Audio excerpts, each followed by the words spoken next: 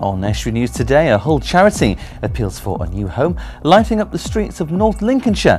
And I'll be talking about Gorky with my guest today, Michael Nilsson.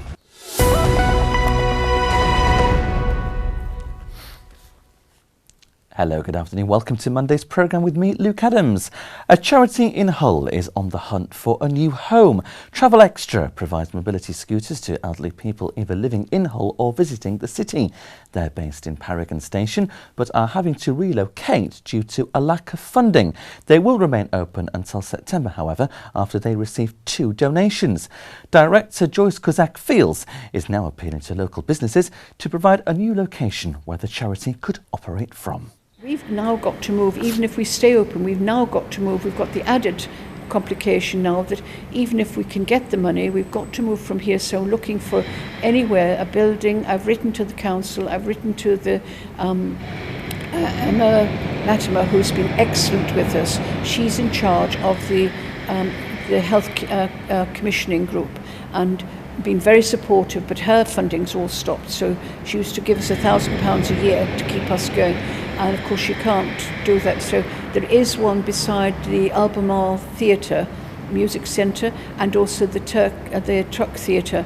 And right beside there is a health centre that's been closed down. That would be ideal if we could have that either free or at a very low rate, renting and things. But that's what it's not just keeping us going, it's now finding somewhere else for us. North Lincolnshire Council is looking to make the county's street lights more energy efficient.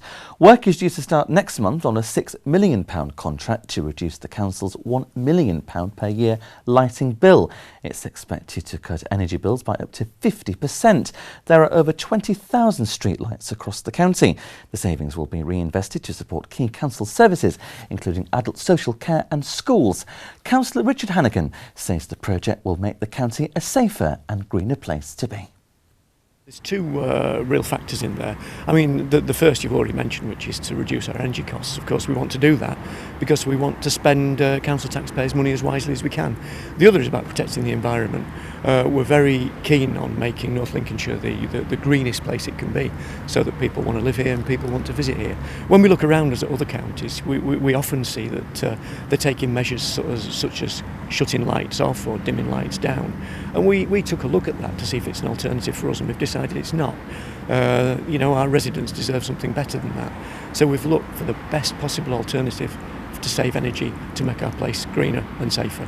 So what we've gone for is an LED lighting project, and this is about replacing pretty much all of our external lighting stock with LEDs, which will give a better quality of light and run at a much, much lower cost. The former MP for Hull North, Kevin McNamara, has died. He was 82. Mr McNamara represented the area for 40 years, from 1966 to 2005. He died peacefully at home, surrounded by his family, following a short and unexpected illness. He was born in Liverpool in 1934, graduated in law at the then University College Hull, and became head of history at Hull St Mary's Grammar School before becoming a law lecturer.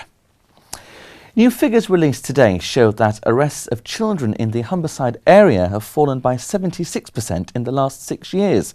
Research by the Howard League for Penal Reform has found that Humberside police made 1,409 arrests of children aged 17 and under last year. That's down from 5,751 in 2010. Humberside Police Chief Inspector Andrew Maltby said prosecuting young people through the criminal justice system isn't always the best course of action. Now I'm joined in the studio by Michael Nilsson to tell me about his new novel. Good afternoon, Michael. Welcome to the programme. Thank you very much indeed for coming in. Thank you for having me, Luke. You're welcome. First of all, tell me, who is Gorky? Well, Gorky is the eponymous hero of the novel. What it is there's a village circumscribed by a dark forest, and they're very isolated, and they're not permitted to go beyond the parameters. The elders are very ossified in their ways. Okay. And then a mysterious disease manifests, and the elders procrastinate as to what to do, and Gorky gets very frustrated, right, and he takes it upon himself without official sanction to go on a quest for the fabled waters of Lake Sacradia. It's a panacea, it is believed, and that is basically the plot outline. Okay, and I believe it's a kind of fantasy adventure novel. It's with set in that a kind of theme. dreamscape. Okay. The only limits are your imagination. Okay. So if you have got a creative imagination, this book will probably certainly appeal to you. Definitely. I mean, I was influenced by Lewis Carroll's Alice in Wonderland, Tolkien's The Hobbit, and The Lion, the Witch and the Wardrobe, Okay. C.S. Lewis's. So it's very much along them vein, but they're children's novels. This is has very much adult material. It's Okay. unsuitable for children. Right, so it's purely based for adults. Yes. And targeted at I adults would have to specifically. stress that because it's got adult themes in it. Okay, fantastic. Now, Michael, the book was released on the 28th of July, so That's it's right. relatively hot off the press. Yeah. How are sales progressing so far? Well, like you say, it's very early days. I just received a message from a German friend saying it's available on Amazon at Europe, and she's got one already. Waterstones, they should have them on the shelves now. They said they would order them for the shelves now, and it's available from most good book retailers. So, So we can pick it up online or on the shelf. yes. Okay.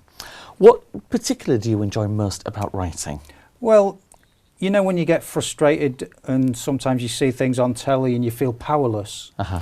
I mean, like these, for instance, tyrannical leaders who have the audacity to think they can make millions of people think the same way they do and stifle free thought. And if free thought is stifled, then society doesn't flourish, like the arts and everything. And I find writing is a way it empowers me to vent my frustration at some of the injustices I see Sure. worldwide, for instance. And a very cathartic and therapeutic experience. Definitely. I always feel better when I've written. I feel like I've left something on the page that may have been niggling me. Okay, fab. Now, you're a very successful writer because you've released 2 poetry books. Yes. Obviously, Gorky's released this year. What's next in the pipeline, very quickly, in 15 seconds? I do have a rough draft of short stories, which I'm going to submit to my publisher very shortly. Okay, fantastic. I wish you all the best with the book, Michael. Thank you very much for coming to the studio this Monday afternoon. Thank you. Now, here's all the latest news from the world of sport with Jack.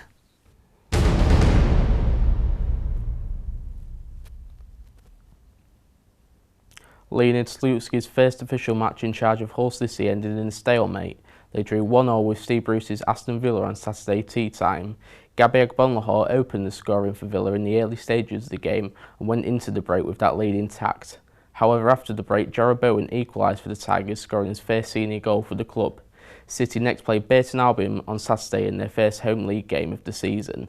Grimsby Town started their League 2 campaign with a 3-1 win away to Chesterfield.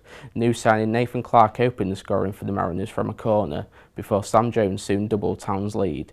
Chesterfield got back into the game in the 82nd minute through substitute Christian Dennis. Town soon went up the other end and were awarded a penalty when Ian Evatt brought down Harry Cardwell in the box, leading to Evatt being dismissed for the challenge. Ben Davis then converted the spot kick. Defender Zach Mills was sent off in the latter stages of the game for 2 bookable offences. However, Russell Slade's men held on. Scunthorpe United drew 1-0 with AFC Wimbledon on the opening day. Connor Townsend scored for the Iron in the 6th minute before Jimmy Abdu levelled in the second half, resulting in a point aside. Grimsby and Scunthorpe are both in action tomorrow night in the first round of the EFL Cup. Scunthorpe host Notts County while the Mariners host Championship side Derby County. North Roby United began their National League North campaign with a disappointing 4-0 defeat away to Curzon Ashton. Ferriby's Mark Gray was also sent off for the Villagers. Steve Howsham's men will be looking to bounce back tomorrow night when they host Harrogate. On to rugby, Hull FC began their Super 8 campaign with a victory. They overcame Salford 32 points to 18 on Friday night at the KCOM. FC went over the try line 5 times with Carlos Tumavabe starring for the Lee Bradford side, scoring twice. Jake Connor was imperious with the boot, scoring 6 out of 6 attempts, earning himself the Man of the Match award. The Black and Whites return to Super 8's action when they go to St Helens for their second game of the Super 8s. Hull KR beat Halifax 26 points to 22 in the Super 8s after Nick Scruton went over the try line late on to give Tim Sheen's side the win. Sheen says his side need to improve drastically next time out when they face Leigh next week, but added a win is all that matters. And that's all for the sport.